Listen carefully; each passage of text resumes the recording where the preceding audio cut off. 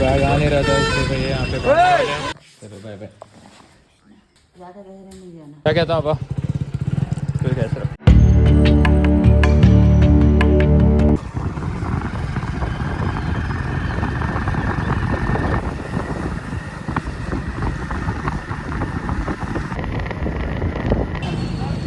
तो अभी इलाहाबाद स्टेशन में इसी में जाने वाले हैं। क्या बोल रहे हो?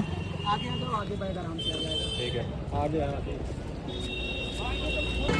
यहाँ सब लोग एक दूसरे खींच रहे हैं आ जाओ करके।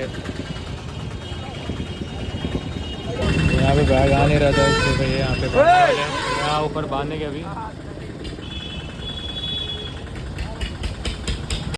स्टेशन में इसमें जाने वाला हूँ क्योंकि दूसरा कोई रास्ता नहीं वहाँ गांव से जाने के लिए, इसको इसमें जाना पड़ रहा है।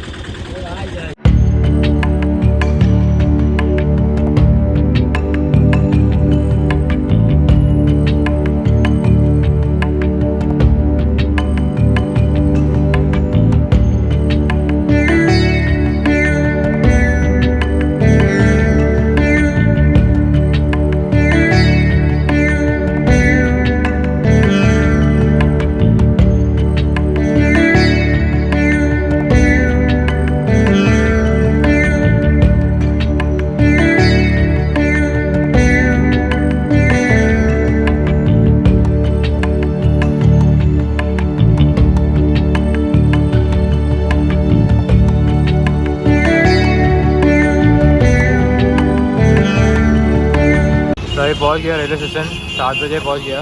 ट्रेन आके 9 बजे। तो इस तरह जाके कहीं पे खाना खा के फिर निकलते हैं अंदर की ओर। तो डिनर आ चुका है। हाँ पनीर मटर पनीर बोल का और दाल रोटी और चावल। तो अभी रेलवे स्टेशन पहुँच गया खाना खाने के बाद।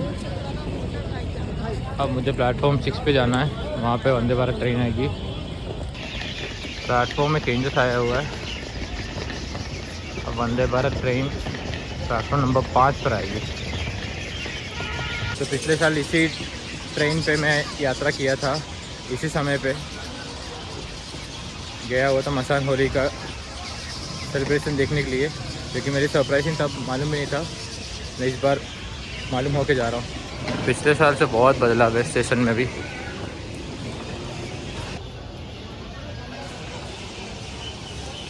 Let's go inside.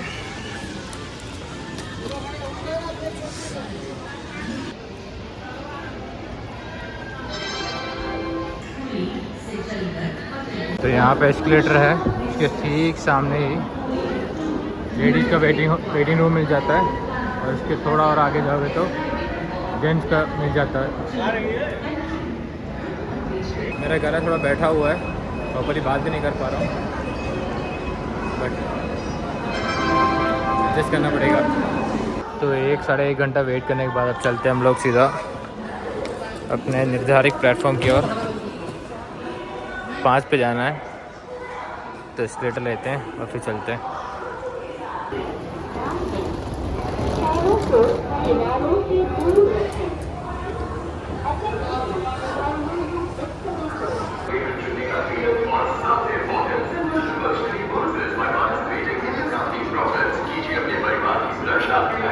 मेरा हालत पूरा ख़राब है, बहुत टाइटनेस हो रहा है, लेकिन जैसे भी कष्ट है कि वॉक कर रहा हूँ।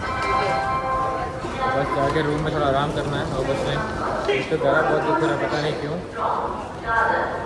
आई फील टॉन्सिल्स हो गया, इस कारण दुख रहा है थोड़ा गला। तो बस प्लेटफॉर्म जा रहा हूँ, वहाँ गाड़ी का वेट करते हैं। बस कैसे भी रूम पहुँच जाऊँ, सो जाऊँ थोड़ी देर के लिए, आराम करूँ, यही मन कर रहा है। चलते हैं प्लेटफॉर्म नंबर 5 पे।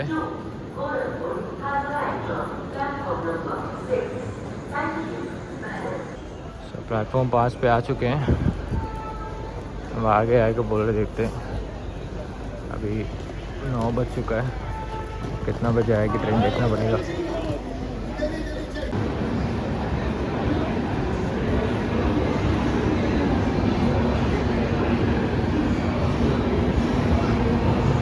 नौ बज के 11 मिनट का टाइमिंग था वंदे भारत को यहाँ पहुँचने का, लेकिन अभी लेट हो चुका है।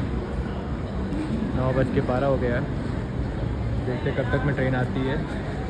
अभी लेट दिखा रही, लेकिन अभी कुछ स्टेटस दिखा भी नहीं रहा है।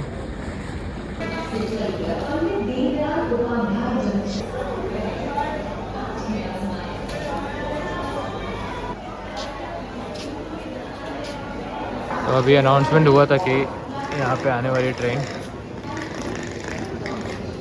तो अभी ये समय 9:23 हो गया। वो देखते कब तक आती है। C1 है ये, मेरा C12 है, तो बहुत आगे जाना पड़ेगा। C2 और C3, मुझे C12 तक जाना है।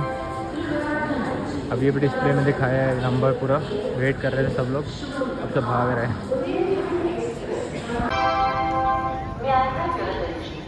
Train number 22416 Varanasi Vande Bharat express from New Delhi to Banaras is arriving on platform number 5। Thank you.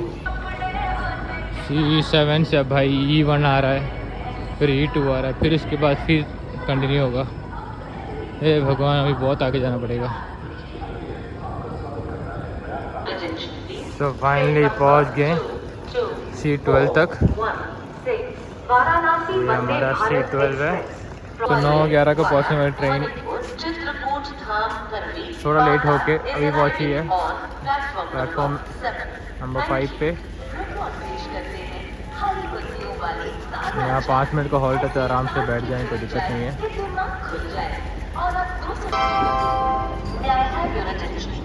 Train number 22416 Varanasi Vande Bharat express from New Delhi to Banaras is arriving on platform number 5। Thank you.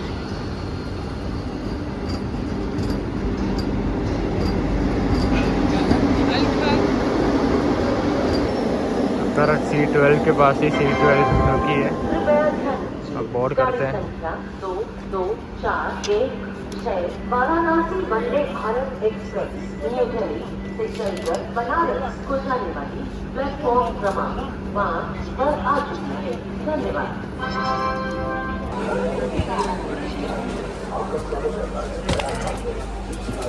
चलते हैं अंदर की ओर। मेरी सीट नंबर 13 है।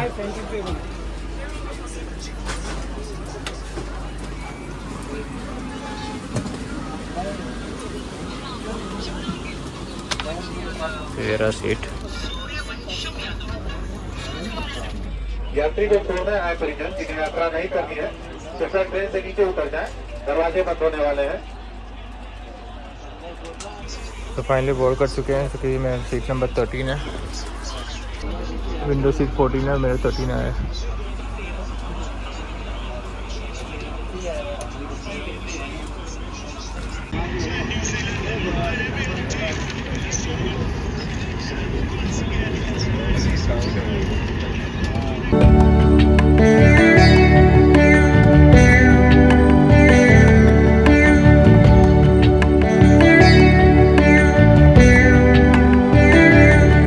चाय के लिए रिक्वेस्ट किया था कि मेरा सर दुख रहा है, भैया बेचारे भी बना के दे रहे हैं। ऑलमोस्ट किचन सब क्लोज हो गया था, लेकिन बना के दे रहे हैं। नहीं भैया। तो पहली बार मैं वंदे भारत के वॉशरूम में आया हूँ। यहाँ पे सॉफ्ट डिस्पेंसर भी है, यहाँ पे भी है, हैंड वॉश है यहाँ पे, और हैंड ड्रायर भी है। काम कर रहा है। यहाँ से हवा जो बाहर की ओर आ रहा है, बाहर से अंदर आ रहा है, सॉरी। ठीक है, यहाँ थोड़ा बहुत डर्टी है, तो नीचे पानी जितने लोग आ रहे हैं उसका पानी सब गिरा हुआ है, लेकिन अपार्ट फ्रॉम दैट क्लीन है।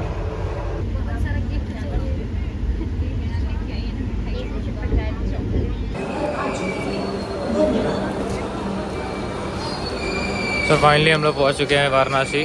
2 मिनट ट्रेन लेट हुई थी, तो बाहर निकलते हैं। नहीं भैया,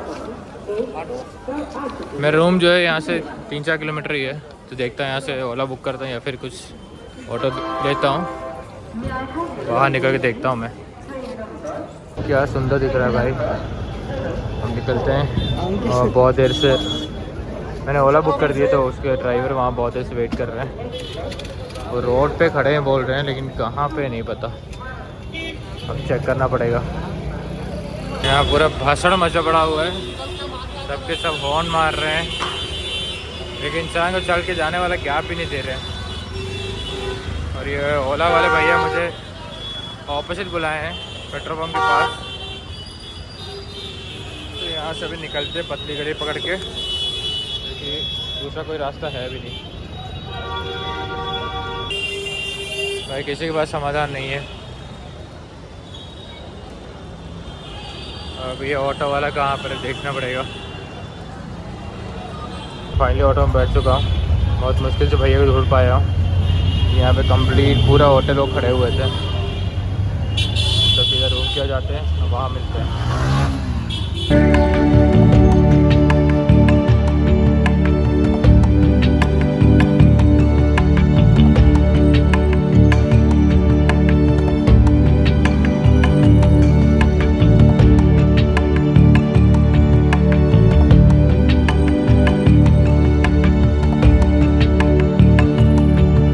बनारस में भीड़ लगी है क्या? भीड़ है, बाहर लोग आए हुए हैं, क्योंकि ये प्रयागराज का जो कुंभ मेला हुआ था ना, तो बहुत ज़्यादा भीड़ लगा था। यहाँ पे भीड़ लगा होगा।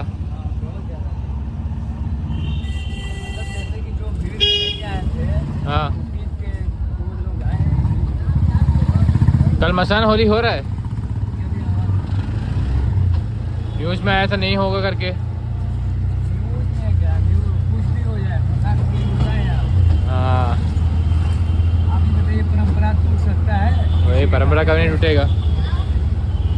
वही यहाँ के लोकल लोग यही सब बोल रहे थे, कभी टूटेगा नहीं, लेकिन न्यूज़ में दिखा रहे थे कि नहीं होगा, ये है। न्यूज़ में तो बहुत कुछ दिखाता है, क्या सब सही होता है, अफवाह भी बहुत कुछ करते हैं।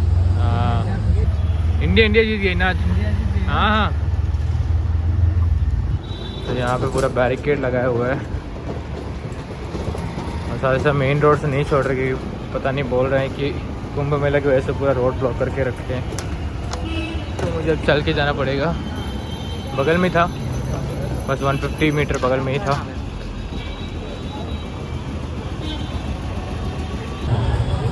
पिछले साल जब आया था सुनसान एरिया था, इतना भीड़ भड़का कुछ भी नहीं था, लेकिन अभी यहाँ रातों रात दुकानें खुली हुई हैं, ऑटो रिक्शा वाले सब हैं। मैंने पिछले साल का ब्लॉग डाला नहीं है, अगर जब कभी मौका मिले डालूँगा। तो आप देखोगे कितना सुनसान एरिया था, यहाँ पे एक भी ऑटो रिक्शा तक नहीं मिल रहा था हम लोग को। पूरा एरिया बदल गया यहाँ पे भी।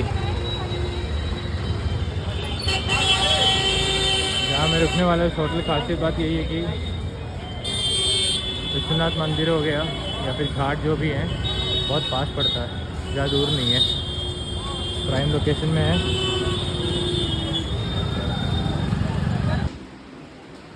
तो फ़िलहाल चेकिंग हो चुका है और जो रूम मिला है 106 है, यही है।